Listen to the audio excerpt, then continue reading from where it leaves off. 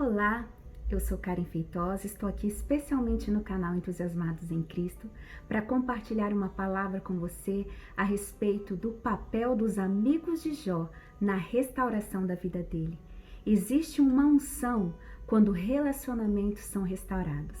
Essa passagem está no livro de Jó, capítulo 42, versículo 11 ao 13, que diz: Então vieram a ele todos os seus irmãos e todas as suas irmãs, e todos quanto dantes o conheceram, e comeram com ele em sua casa, e se condoeram dele, e o consolaram de todo o mal que o Senhor lhe havia enviado. Cada um lhe deu uma peça de prata e um anel de ouro. Assim abençoou o Senhor o último estado de Jó, mais do que o primeiro, porque veio a ter 14.000 ovelhas, 6.000 camelos, 1.000 juntas de bois e 1.000 jumentas. Também teve outros 7 filhos e 3 filhas. Jó é um homem que passou por muitos problemas. Ele perdeu seus filhos, ele perdeu seus bens, ele perdeu a sua saúde. E durante essas provas tão difíceis que Jó passou, Jó ele teve uma restauração de Deus. Mas essa restauração não aconteceu por acaso. Houve uma restauração nos relacionamentos de Jó, antes de Deus mudar o seu cativeiro, mudar a sua história. Deus mudou a história de Jó quando ele orou por esses amigos. Essas pessoas que estavam no cenário de acusação foram as mesmas que Deus colocou no cenário da vitória de Jó. É interessante nessa palavra porque esses amigos que Deus colocou na restauração de Jó, assim como os familiares, não foram pessoas que apoiaram Jó na prova. Não foram pessoas que serviram de sustentação, de força. Pelo contrário, foram pessoas que o acusaram, foram pessoas que trouxeram peso.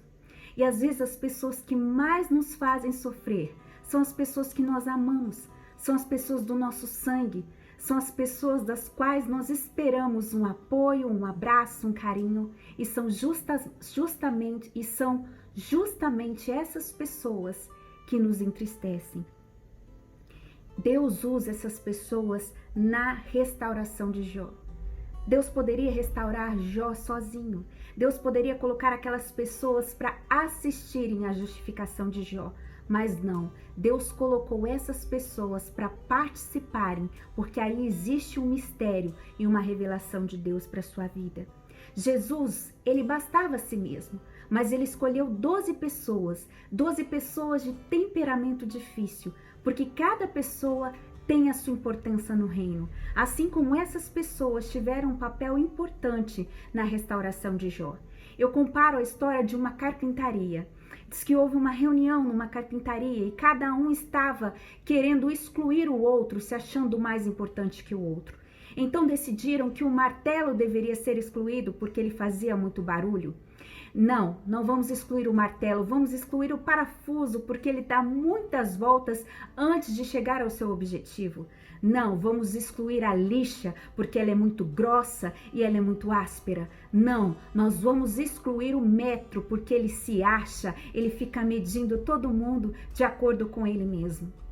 E aí chega o dono da carpintaria e utiliza todos aqueles instrumentos e constrói um belo móvel. Assim Deus trabalha na nossa vida. O martelo faz muito barulho, porém ele é forte. E nós precisamos de pessoas fortes na nossa vida. Aquela pessoa que quando está todo mundo triste, todo mundo sem cabeça, no meio da prova, desestabilizado, é a pessoa que tem cabeça para tomar decisões. Muitas vezes essa pessoa é dura, mas ela é essencial nas nossas vidas. O parafuso, ele dá muitas voltas sim, porém ele é usado para ligar, para unir. Tem sempre aquela pessoa que é devagar, que é mais lenta, que é mais difícil para processar as coisas e para ajudar, porém ela mantém a família unida. A lixa, ela é grossa, ela é áspera, mas nós precisamos de pessoas muitas vezes que falem a verdade na nossa cara, pessoas que nos confrontem e não apenas que nos bajulem. A lixa é importante para nos para nos restaurar, para tirar a nossa aspereza. O metro também é importante porque ele é exato em suas medidas. Cada um tem sua importância no reino. E Jesus, na sua carpintaria, ele procura extrair o melhor de cada um de nós. Cada um de nós tem algo para oferecer para Deus, assim como os amigos de Jó. E é assim a nossa arte de aprender a conviver com aqueles que discordam da gente.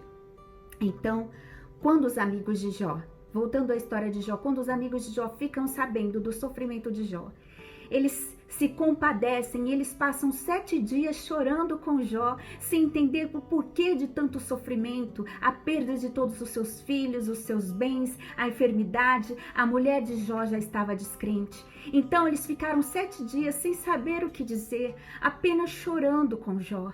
E os amigos muitas vezes são assim. Só o fato dele estar ao seu lado, dele segurar a sua mão, já faz uma grande diferença na sua vida. Mas depois desses 7 dias, eles começaram a tentar achar um argumento para o sofrimento de Jó. Então eles começam a falar no desenrolar do livro. O primeiro amigo, ele significa o menosprezo, aquele que menospreza o sofrimento de Jó. Existem pessoas que menosprezam a nossa dor. Talvez você foi menosprezado pelo seu pai, pela sua mãe, pelas pessoas da sua família. Isso causou um buraco de rejeição na sua alma. Por isso, muitas vezes, você se sente incapaz de conquistar muitas coisas. O menosprezo dói na alma, o menosprezo nos fere. Ele representa aquele homem que era sábio na palavra, na lei, mas ele menosprezava a dor de Jó. E muitas pessoas banalizam o seu sofrimento, assim como os irmãos de José banalizaram o sofrimento dele, banalizaram, o desprezaram, assim como os irmãos de Davi. Talvez a sua mãe te diga que você foi um erro, que você não foi desejado, mas eu quero dizer para você que você não foi um erro, que você foi desejado por Deus, que você foi desenhado quando o seu corpo ainda informe. Deus desenhou os seus cabelos, a sua pele, a sua cor. Deus te amou, por isso você nasceu. E ainda que todos te rejeitem, Ele te ama. Não deixe essa rejeição criar esse buraco na sua alma de você se sentir inferior. Ele menospreza o sentimento de Jó. Tem Bildade, que representa a vaidade, aquele que menospreza os seus sonhos, que não te ouve e que vira as costas para você nos momentos mais difíceis. Muitas vezes essas pessoas nos magoam porque no momento que nós mais precisamos delas, elas viram as costas para nós, elas nos abandonam, causando um buraco na nossa alma. Mas entenda, Deus está no controle de tudo. Não deixe esse menosprezo destruir a sua alma. Não deixe esse menosprezo causar um buraco de rejeição dentro de você, de opressão dentro de você. Talvez essa pessoa não te ouça, mas as suas orações vão chegar a ela. Ela pode rejeitar as suas palavras, mas a sua oração tem poder. A sua oração tem poder de alcançar o céu. E eu sei que dói quando a pessoa não te ouve, quando ela te despreza, quando ela não confia na sua capacidade. E Jó sentiu na pele aquela pessoa que quando você mais precisava, ela não te ajudou, mas ela cobrou ajuda. E isso fere o nosso coração. Assim também, Bildade, ele era sábio no seu discurso, porém, ele era desprovido de sentimentos. Ele falava: Jó, você merece tudo isso, você está pagando por tudo isso, Jó. E muitas vezes o que a gente precisa é só de alguém para nos ouvir. Ele dizia: os seus filhos são merecedores do que está acontecendo, e a gente só precisa de um carinho, de uma palavra de amor, de uma palavra de afeto, e não de uma acusação. Mas Jó não recebeu isso. E aí vem Zofar, o terceiro amigo, que representa o legalismo, o acusador, aquele que te diz: ó, você tá sofrendo porque, Jó, quando você era rico, você não ajudou os pobres. Você tá sofrendo porque você merece, você tá sofrendo porque você errou. Pessoas que te acusam e deixam um buraco de injustiça no seu coração. Havia um buraco de desprezo no coração de Jó. Havia um buraco de opressão, porque a pessoa as pessoas não a ouvem, a reprimem, essa pessoa se torna calada e tem dificuldade de expressar o que sente porque se sente incapaz de ser ouvida. Havia também um buraco de injustiça no coração de Jó. Ele ouvia que tudo que ele passou é porque ele merecia. E às vezes a gente acha que Deus não é o nosso amigo e que Deus não está nos ouvindo. Mas dentre esses 3 amigos havia um amigo diferenciado. Ele se chamava Eliú. Ele ouviu toda aquela acusação, ele ouviu tudo aquilo e ele ficou calado. E chegou o momento dele falar e ele disse assim: olha, vocês 3 estão errados de acusar Jó, porque Jó só precisa de amor. Evangelho sem amor, evangelho sem graça não é evangelho. O evangelho precisa de amor, o evangelho precisa de carinho, o evangelho precisa de perdão. Ele disse: ó, vocês estão errados de acusar Jó dessa forma. Mas ele também abre os olhos de Jó. Ele diz: Jó, não caia na onda deles. Não desenvolva um sentimento de vitimismo e de autopiedade. Sabe por quê? Porque nós também erramos. Nós também precisamos de misericórdia. Então, ao invés de você dizer: Deus, eu não mereço um pai desse. Por que o Senhor me deu um pai desse? Por que o Senhor me deu uma prova dessa? O Senhor não me ama. Ao invés de desenvolver um sentimento de vitimismo e de autopiedade, Jó apela para a misericórdia de Deus. Apela para o amor de Deus. Apela para a graça de Deus, Jó. Olha para ele. Olha para a misericórdia. Ele começa a abrir os olhos de Jó, assim como a Bíblia fala de um homem chamado Epafrodito, citado em Filipenses 4,18. Paulo estava preso em Roma e ele precisava de recursos na prisão. Quem teria coragem de ir até a prisão levar suprimentos para ele? Epafrodito se voluntaria, vai correndo o risco de morrer e, pior de tudo, ele adoece gravemente de uma enfermidade para a morte. Mas chegando lá, ele leva o suprimento. A igreja se preocupa quando descobre que Epafrodito está bem. E Paulo diz a respeito dele, dizendo que ele estava feliz, que ele estava bem. Por quê? Porque chegou a ele a ajuda de Epafrodito. Recebi das mãos de vocês a oferta, o suprimento como aroma suave, como sacrifício aceitável e aprazível a Deus. Como nós precisamos de Epafroditos na nossa vida. Pessoas que vão até a prisão para nos resgatar. Pessoas que não medem esforços para falar do amor de Deus pra gente. Nós precisamos dessas pessoas na nossa vida. Epafroditos. Pessoas que levem o amor do Pai. Que atravessem prisões, que atravessem muralhas. Esse era Epafrodito. Porque a sua missão era maior que a sua vida. Deus usou Eliú para abrir os olhos de Jó. E quando ele abre os olhos de Jó, para ele ver que não adianta você acusar o seu pai. Talvez o seu pai não teve amor, talvez sua mãe não teve amor. Talvez todo esse desprezo que você recebeu faz parte do processo de Deus para te exaltar. Então, quando Jó entende, ele faz uma oração tão linda. E ele diz: Senhor, em Jó 42, eu me arrependo, Pai.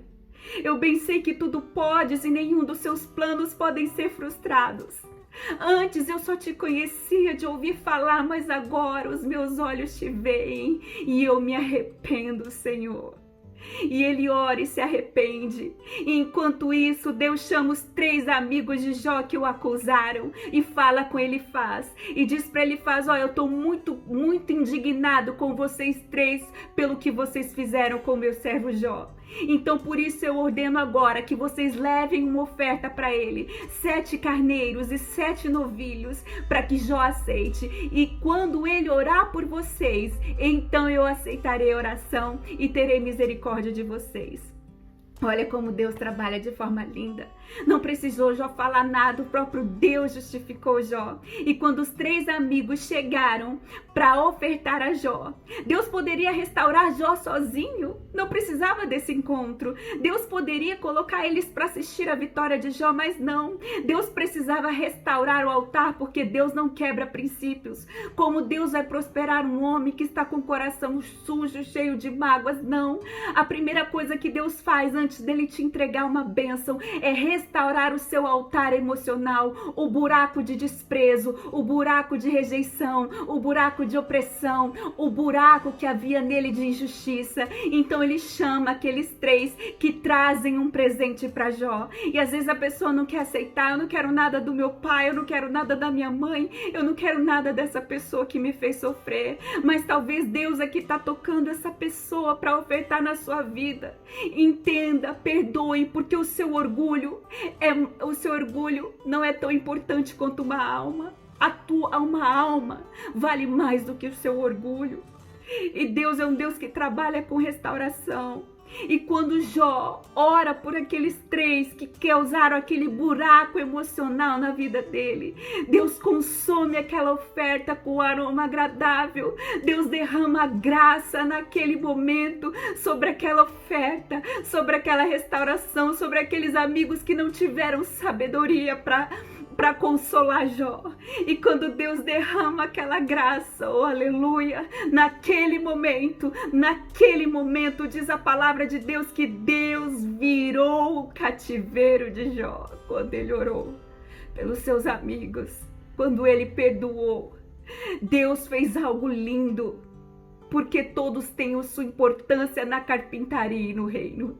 E depois disso diz a palavra de Deus que todos aqueles que conheciam Jó, os seus familiares, aqueles que viraram as costas, vieram para a casa de Jó para comer com ele. Oh, aleluia! Vieram para comer com Jó, e cada um deles trouxe prata e ouro. Algumas traduções dizem dinheiro. A prata representa a redenção da sua vida emocional, redenção das suas feridas. Ouro representa purificação, salvação. Cada um deles trouxe um anel de ouro. O seu anel de ouro representa a sua aliança com Deus eterno, a sua aliança com Deus de promessas, a sua aliança de restauração com Deus. Essa palavra que eu quero deixar para você hoje, para dizer que Deus usa pessoas na nossa restauração.